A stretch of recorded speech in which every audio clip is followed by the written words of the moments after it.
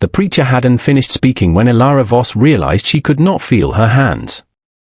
She stood at the altar of the Dry Creek Baptist Church in a dress the color of old bone, stitched together from her mother's curtains and whatever dignity a 19-year-old girl could borrow from a Sunday morning. The man beside her was tall enough to block the light from the east window. His name was Cole Hargrove. He was 41 years old, owned 40,000 acres of the best grazing land in Coulter County, and he had not yet looked at her once since she'd walked through the door. Outside, the June sun was trying to kill everything. The scrub grass had already given up. The creek bed 3 miles south hadn't run since April, and what remained of it was cracked like old pottery, white as bleached bone. The kind of dry that makes a person wonder whether water ever existed at all. Her father stood in the third pew, hat on his knee, relief smeared so plainly across his face it was almost indecent. The debt had been cleared. That was what this was.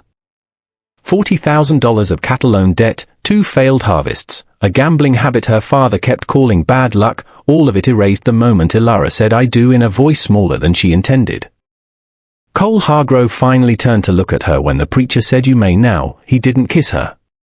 He placed his hand, very briefly, against the side of her face.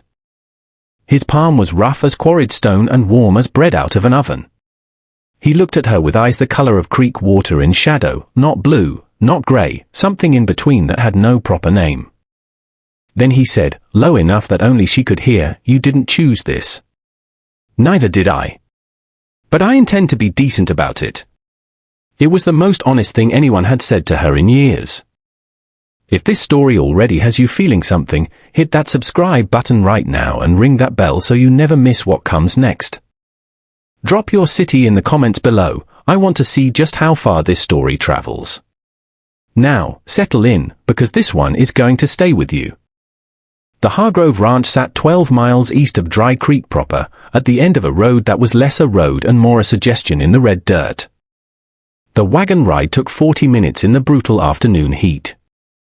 Elara sat on the bench beside Cole, her small trunk roped to the bed behind them, and watched the land open up in every direction like a held breath finally released. It was not beautiful the way the paintings in the church parlor were beautiful. It was the other kind, the kind that doesn't ask permission and doesn't apologize. The kind of landscape that reminds a person they are temporary and the land is not. Cole didn't speak much on the ride. He pointed out landmarks the way a man might who had long ago stopped needing to explain himself to anyone, the old lightning-struck cottonwood that marked the north fence line, the stone cistern his father had built in 1881, the windmill that squealed on its axis and needed its bearing greased. Practical inventory. She listened and stored it all away. The house itself came into view just as the sun began its slow, indifferent fall toward the mesa. It was larger than she'd expected, 2 stories, limestone block on the lower half, weathered plank siding above, a covered porch running the full front length. But it wore its neglect plainly. One shutter hung by a single hinge. The porch steps had rotted through on the right side. Weeds had colonized the window boxes, dry and brittle now, the dead remains of something that had once been tended and then forgotten. A man named Hector met them at the fence gate, Cole's foreman, broad across the shoulders, with a face like worked leather and kind eyes behind it. He helped with the trunk and said nothing beyond a quiet evening, and that somehow made her feel steadier than any elaborate welcome would have. Inside was worse than the outside, which Elara suspected was often the truth of things. The kitchen was large but unloved. The iron stove was filmed with grease. The shelves held canned goods arranged with no system. A cast iron skillet sat on the stovetop as though it had been there so long it had grown roots. There were dishes in the dry sink, not dirty exactly, but not clean either, the particular state of a house where a man has managed to survive without thriving. Cole set her trunk in the hallway and said, "The upstairs bedroom on the south end is yours. Hector can bring water for the wash bowl." "I don't expect you to. What time is supper?" she asked. He stopped. Looked at her. "I usually don't bother until dark." "That's too late," she said. And she walked into that kitchen like she was taking a hill. She found cornmeal in a tin canister, dried pinto beans that had been soaking, or ought to have been soaking, in a ceramic pot with a cracked lid. She found salt pork in the cool cellar beneath a trapdoor in the corner, wrapped in cloth that was still good. She found 2 onions and a string of dried chilies hanging from a beam, nearly forgotten, but present. She built the fire in the stove herself, adjusting the damper the way her mother had shown her, watching the smoke pull until it drew clean. She ran her hand along the stovetop's surface and wiped the grease with a rag she found hanging from a nail. The rag was stiff as a board. She soaked it in the water pail and wrung it out and started again. By the time the fire was throwing real heat, Cole had come back inside. He stood in the kitchen doorway and watched her work with an expression she couldn't yet read. He had removed his hat and his jacket. In shirt sleeves he looked older and somehow less imposing, though no less solid, the kind of man who takes up space simply by existing in it. "You don't have to do that tonight," he said. "The beans need to cook slow," she answered, without turning. "If I don't start them now, they won't be ready before midnight. And I told you midnight is too late." He sat down at the kitchen table. She heard the chair scrape and the wood settle, and then the particular quiet of a man who has decided to stay but doesn't know what to do with his hands. She recognized the sound. She'd grown up in a house full of it. The salt pork rendered slowly. She diced the onions thin and let them go translucent in the fat, coaxing color out of them until they softened and sweetened. She crumbled in the dried chili and let it bloom in the heat, filling the kitchen with a smell that was the opposite of neglect. She stirred the beans in and added water from the pail and set the whole thing to a low, rolling simmer. Then she found cornmeal and lard and buttermilk in a stone crock that had kept cool in the cellar, and she made cornbread in that cracked skillet. Pressing it into the iron with her palms the way her grandmother had, evening the surface until it was level and true. Hector came in from the back door and stopped dead in the kitchen threshold, nostrils wide. "Lord," he said softly. "It wasn't blasphemy. It was closer to prayer." "Sit down," Ilara told him. "Both of you." They ate at the kitchen table as the last light bled out of the sky and the evening turned blue-gray and soft. Cole ate steadily and without showmanship, the way a man eats when he is truly hungry and too honest to hide it. Hector ate with visible gratitude, scooping up beans with broken cornbread and not once looking up until his bowl was clean.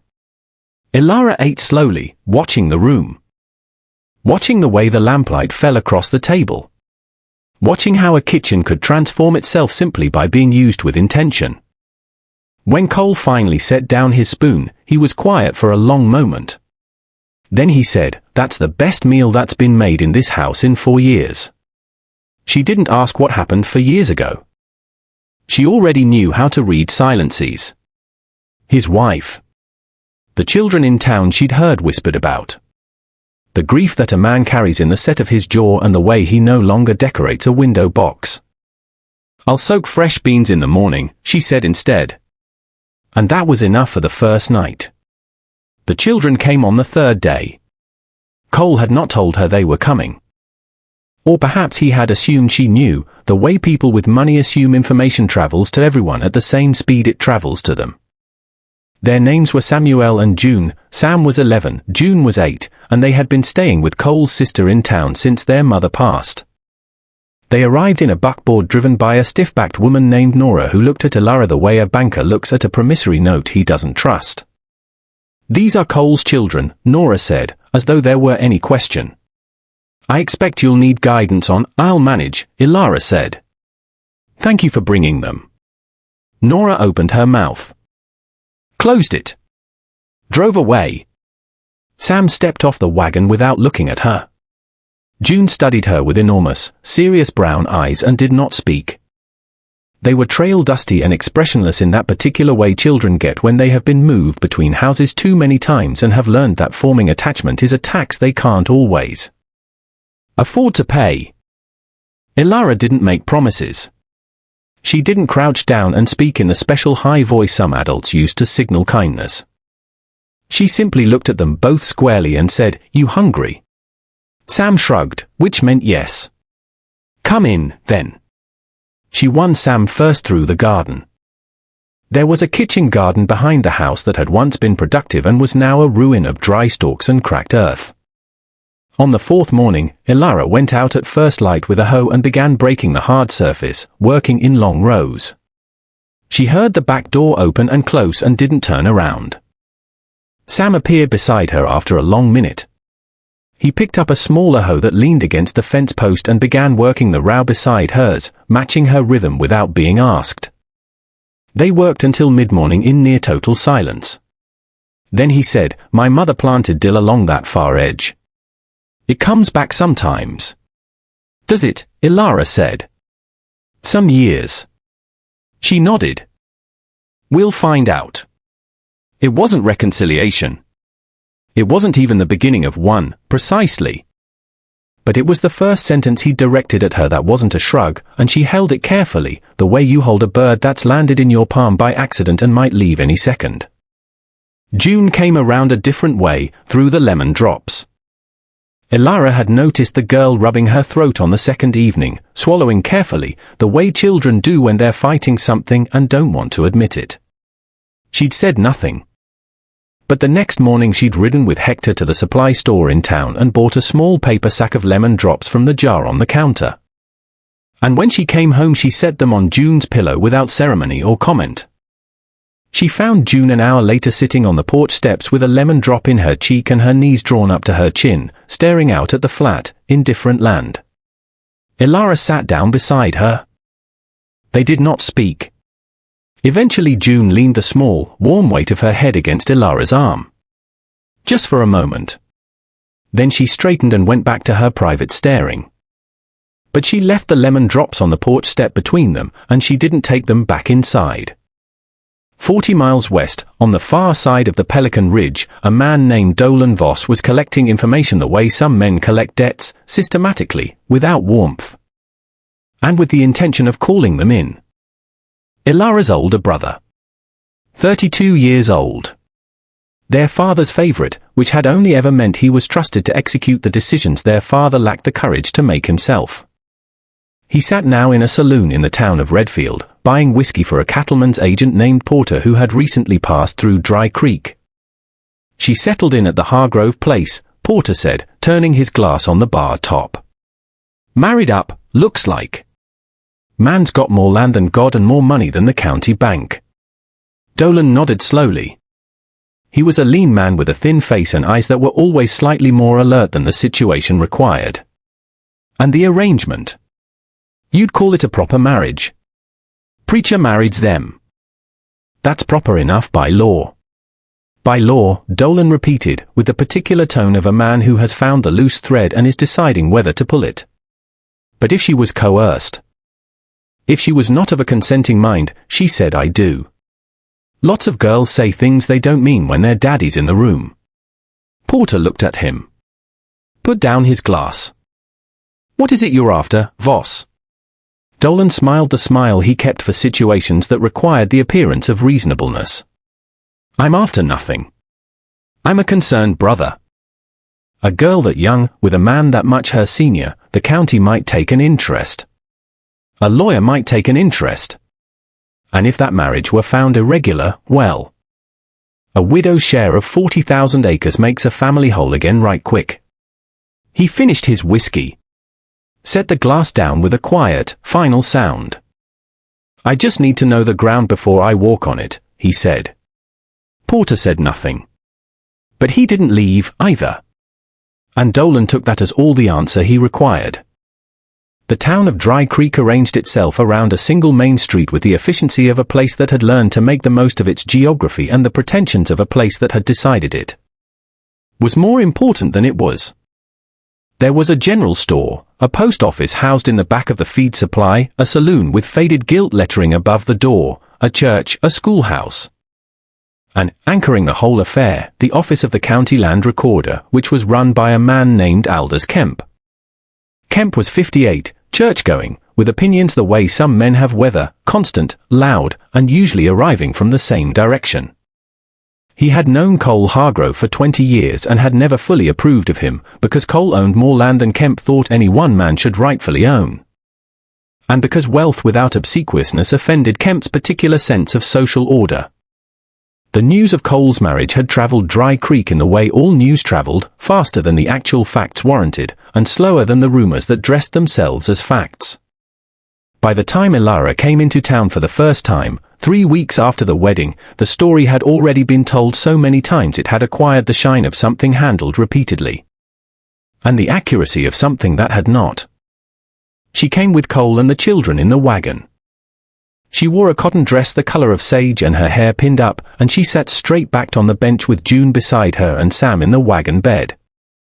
And she made herself look at the town rather than away from it. She felt the watching before she saw it. 2 women on the post office step went quiet.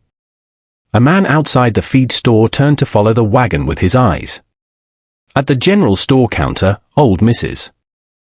Pratt touched the woman beside her without looking away from the window. Cole helped her down from the wagon with a hand under her elbow and did not release it for a moment longer than necessary. She wasn't sure whether the gesture was for the town's benefit or hers. She suspected it might be both and that he was a man capable of meaning 2 things at once. Inside the general store, she ordered flour, dried fruit, coffee, a new lamp wick, and a length of calico for June, who had outgrown the hem of her only good dress. The woman behind the counter, a Mrs. Albrecht, listed each item in her ledger with a studied neutrality that was its own form of comment.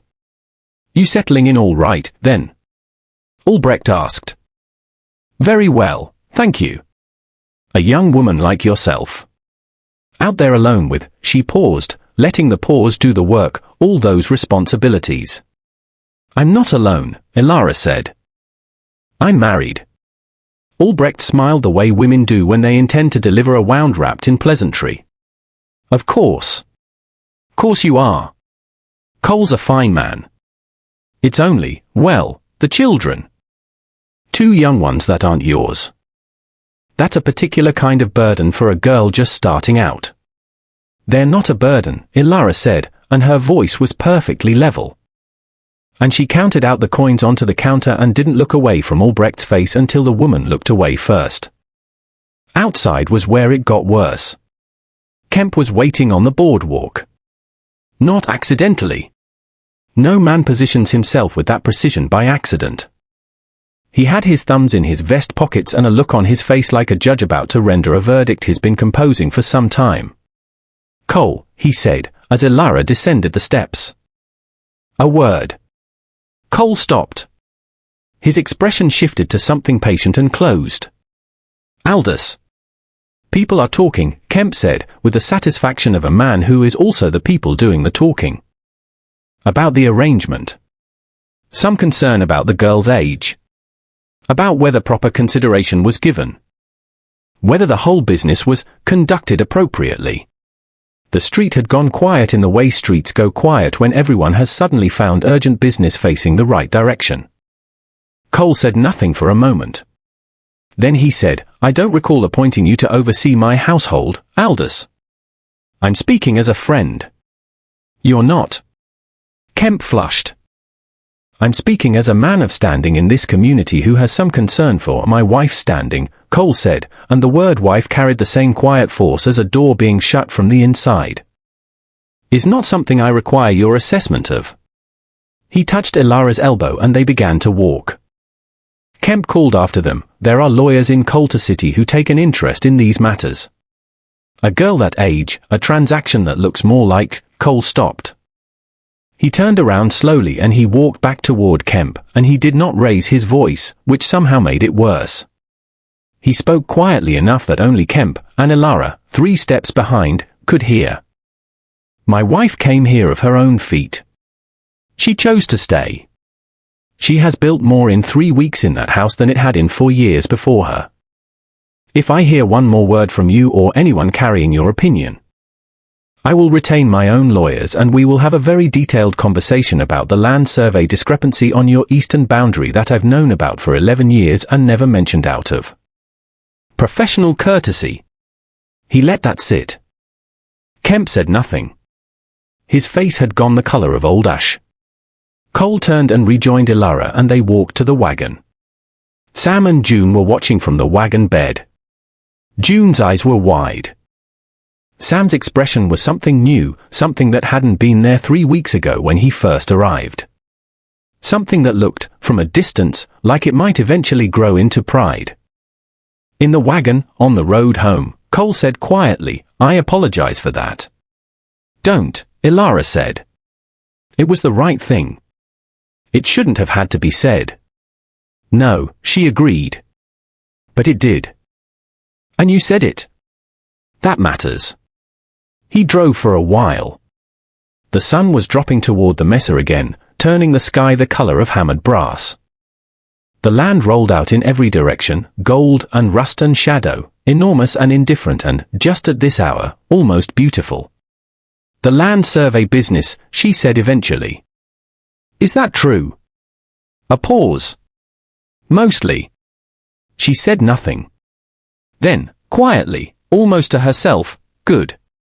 She heard the dog first. Cole kept 2 dogs, a cattle dog named Thread who slept in the barn and a larger, older animal named Soot who usually slept on the porch. At midnight, Soot's bark changed register. Not the complaint of a dog who hears coyotes. The deliberate, sustained alarm of a dog who hears something that walks on 2 legs and doesn't belong. Ilara came awake immediately and completely, the way she'd learned to sleep in her father's house, always halfway ready for something to go wrong. She lay still and listened. The house settled. Wind moved through the eaves. Then she heard what Soot had heard, the particular sound of a boot heel on the packed earth of the yard. Then another. Slow. Deliberate. The sound of someone who doesn't want to be heard but is not quite careful enough. She rose from the bed and dressed in the dark, muscle memory doing the work of buttons and laces. She took the small lamp from the nightstand but did not light it. She moved to the window and looked out. The yard was moon-washed and still. The barn threw a block of shadow across the near paddock. And there, at the edge of the corral fence, a shape that didn't belong. A man. Standing with the particular stillness of someone watching a house, measuring it, deciding. She was out of her room and down the hall before she'd fully formed the intention. She knocked twice on Cole's door, the agreed signal she'd made for herself without ever telling him, and opened it. He was already sitting up. He'd heard Soot too. "East side of the corral," she said. 1 man. Maybe 2. He was dressed in 30 seconds. He took the rifle from the bracket beside the wardrobe, a Winchester, long and worn at the stock from years of use, and checked the load with a quick, practiced movement. He handed Ilara the pistol from the drawer of the nightstand. A Colt revolver, heavy and cold and very real. "Sam and June," she said. "I'll check them first." They moved together down the hall. June was asleep, undisturbed. Sam's room was darker, and for one horrible second Ilara thought his bed was empty, but he'd only pulled the blanket over his head the way he did when the night wind made the house creak. She exhaled and closed his door without a sound. They came down the stairs together. At the base of the staircase Cole touched her arm and they separated, him toward the back of the house and the rear door, her moving along the front wall to the window that overlooked the porch. She pressed herself beside the window frame and looked out through the glass at an angle. 2 men. She'd been right that it might be 2. They were at the porch steps now, having crossed the yard in the time it had taken her and Cole to come downstairs. One of them was familiar, not from the face, which she couldn't see clearly in the moonlight, but from the posture. The lean, contained stillness. The precision. Dolan. She knew it the way you know the smell of a storm before the clouds arrive. The other man was broader, unknown, with his hat pulled low and something in his hand that caught the moonlight, and she realized after a half-second's cold delay that it was a length of chain. Her stomach went tight and still, like water before it freezes.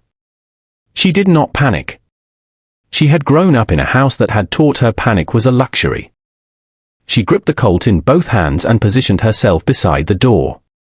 She heard, from the back of the house, the quiet sound of Cole's boot on the rear porch. He was moving around the exterior. Flanking. Then Dolan's voice, low and conversational, pitched at the front door as if he were paying a social call. "Ilara, I know you're awake in there." Sud never could keep his mouth shut. "Come on out and we can talk about this sensible." She said nothing. She put her hand on the door latch and did not open it. "I'm not here to cause trouble," he continued, in the voice he used when he was absolutely there to cause trouble. "Father sent me. He's got a legal question that needs addressing. About the validity of this marriage. About a girl who was coerced, who had no real choice, and whether a county judge might see the situation," said Cole's voice, from the darkness at the yard's edge. "Is that you're on my property at midnight with a man carrying a length of chain?" Dolan turned sharply. The other man moved, hand coming up, and then stopped, because the sound of a Winchester being levered in the dark is one of the most clarifying sounds a person will ever hear. "It doesn't require interpretation." "Set the chain down," Cole said. The broad man hesitated. 1 second. 2. The chain dropped into the dirt with a heavy, dull sound. "Now step back from my porch." They stepped back. Ilara opened the front door and came out, and the moonlight caught her and she stood in it deliberately, the Colt at her side but visible. And she looked at her brother across the 15 feet of moonpale yard. She was 19 years old and she had never felt older. "Dolan," she said. "Ilara, you came here to take something. I don't know exactly how you dressed it up in your mind, but that's the fact of it. You came to take something that isn't yours and it never was. Father has legal standing, father sold his legal standing," she said, "when he put my name on paper in exchange for his debts. Whatever standing he had, he traded. And whatever you thought you'd come here and collect, it doesn't exist. The marriage can be, the marriage is real," she said. And then she said something she hadn't fully understood until the moment the words came out of her, and I wouldn't undo it. The yard was very quiet. Somewhere, Thread began to bark from inside the barn, late to the proceedings, as always. "You need to leave," Cole said from the darkness. "Tonight. If I find you on this land again, I will file criminal trespass with the sheriff in the morning, and I will not stop there." Dolan looked at his sister for a long moment. She met his eyes and didn't flinch. He had always mistaken her gentleness for weakness, the way some men mistake a shallow river for a safe one and don't realize until they're in it that shallow water runs faster. He left. The broad man went with him. They moved down the dark road toward the gate and didn't look back. Ilara waited until the sound of their horses faded before she let herself sit down on the porch step. The night air was warm and dry and smelled of dust and sage. The Colt was still in her hand.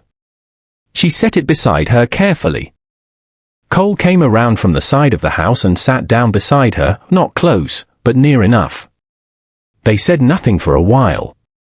Sud pushed his big head into Ilara's lap and she put her hand on him and the dog exhaled a long, satisfied sound.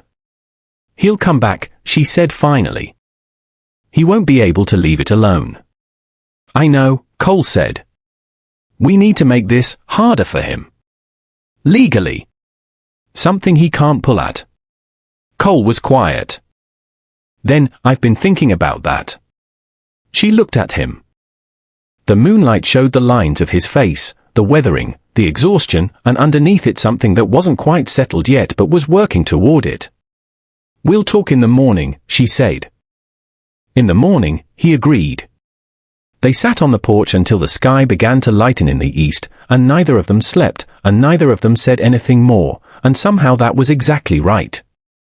3 days after Dolan's midnight visit, Cole Hargrove drove into Dry Creek and retained the services of a lawyer named Edmund Ferris, who had practiced out of Coulter City for 22 years and had a reputation for the kind of thoroughness that made opposing parties feel tired before the proceedings had even started.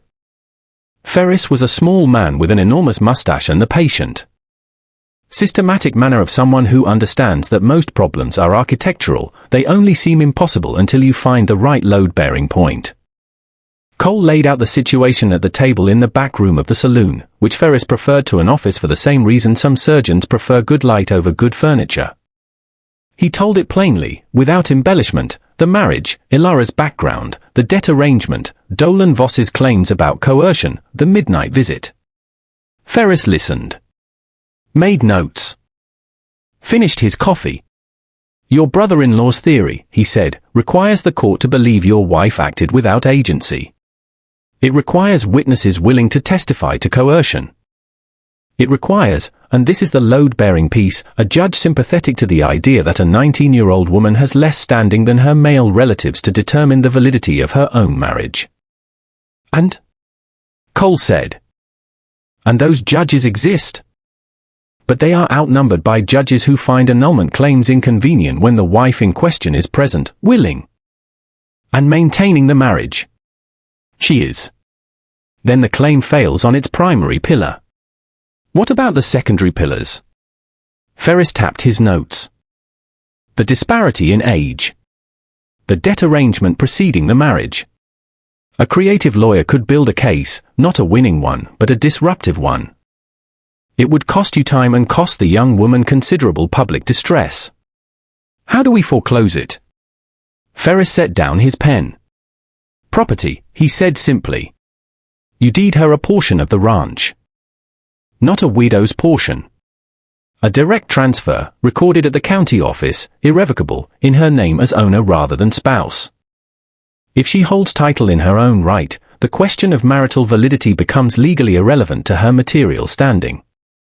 She can't be dispossessed by a brother claiming she was coerced into a marriage, because what she holds regardless of the marriage. Cole looked at him for a long moment. How much land? Enough to be taken seriously. 10,000 acres, I'd suggest. The southeast quarter, the grazing land along the creek tributaries. Cole sat back. 10,000 acres. It was a figure that had gravity, that changed the shape of a room simply by being spoken aloud in it. Do it, he said. Ilara learned about it the way she learned most things on the Hargrove Ranch, by being present when it happened rather than being told about it in advance. Because Cole was a man who did before he announced, and she was a woman who watched for the doing. She was in the garden with Sam, the dill had come back, two thin green shoots in the far corner. Exactly as he'd said it might, when Cole came out of the house with a rolled document and crossed the yard toward her. He handed it to her without preamble. She wiped her hands on her apron and unrolled it. The language was formal and dense, but the operative words were clear enough, transferred, irrevocably, to Ilara May Hargrove, née Voss, sole ownership and title. She read it twice. Then she looked up at him. Cole. It's done, he said. Recorded this morning. Kemp looked like he'd swallowed a live frog, which I will admit I did not mind. This is, she stopped. Found the right words, or the closest ones available. This is not nothing. No, he agreed. It is not nothing. Why? He considered the question the way he considered most questions, not quickly, but honestly. Because you came here under circumstances that weren't fair. And I had the means to make it more fair, and I'd waited long enough to use them. He paused.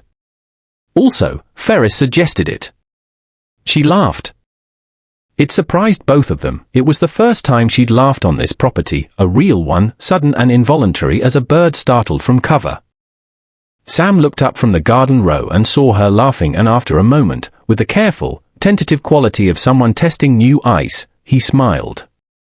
The news moved through Dry Creek the way only certain kinds of news do, the kind that requires people to revise opinions they'd already settled into. Which is always uncomfortable and therefore always discussed at length. 10,000 acres in a young woman's name. Not held in trust. Not managed by a male relative. Hers. The county land records confirmed it in black and white, in Kemp's own handwriting, because whatever else Kemp was, he was a thorough record keeper. Dolan Voss retained a lawyer in Coulter City, exactly as Cole had predicted. The lawyer wrote a letter. Ferris wrote back. The letter proposed an inquiry into the conditions of the marriage. Ferris's response noted, with the particular bureaucratic serenity of a man holding the stronger hand, that Mrs. Hargrove's ownership of the southeast quarter had been recorded and was not contingent on the marriage status. and that any inquiry into the marriage conditions would be met with a counterfiling regarding the fraudulent debt arrangement that had characterized Elara Voss's upbringing and might interest the county clerk's office. Dolan's lawyer did not write again.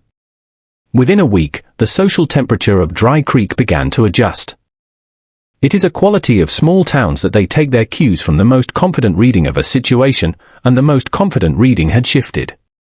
The deed was a fact.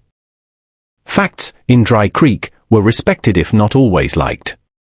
Mrs. Albrecht at the general store began addressing Elara by name without the studied neutrality. 2 women from the Church Ladies' Auxiliary arrived at the ranch on a Wednesday afternoon with a pie and the specific combination of curiosity and tentative goodwill that constitutes, in such communities, an olive branch. Elara received them on the porch and served them coffee and did not perform gratitude she didn't feel, but neither did she turn away honest effort. And by the time they left an hour later, the beginning of something usable had been established. At Sunday service, Kemp sat in his usual pew and said nothing. But he nodded to Cole when they passed in the churchyard, and Cole nodded back. And that exchange of identical nods carried the entire weight of a negotiated peace between 2 men who would never like each other and had decided to live adjacent to that fact without incident. Hector, for his part, said nothing about any of it. But on the evening after the deed was filed, he appeared in the kitchen doorway while Elara was making supper and set a bunch of dried lavender on the table, cut from the overgrown patch along the south fence, and said for the window, and walked back out. She put it in the kitchen window the following morning and it stayed there. June came to Elara 2 weeks after the midnight confrontation on the porch and announced, with the solemn gravity of a judge rendering a decision that had been a long time coming, that she had decided she would like to learn to bake bread. Elara pulled a stool to the counter and showed her how to test yeast in warm water, and how to read dough by feel rather than measurement, and how the first punch down of risen dough is both violent and satisfying in a way that is difficult to explain but easy to understand once you've done it. They made 3 loaves that afternoon. The third one came out lopsided and they ate it anyway with butter, still warm, standing at the kitchen counter, and June ate 2 pieces and said it's good, with an air of mild surprise, as though she hadn't expected her own hands to make something worth eating. Most things you make with your hands are worth eating, Elara told her. June considered this. Even lopsided.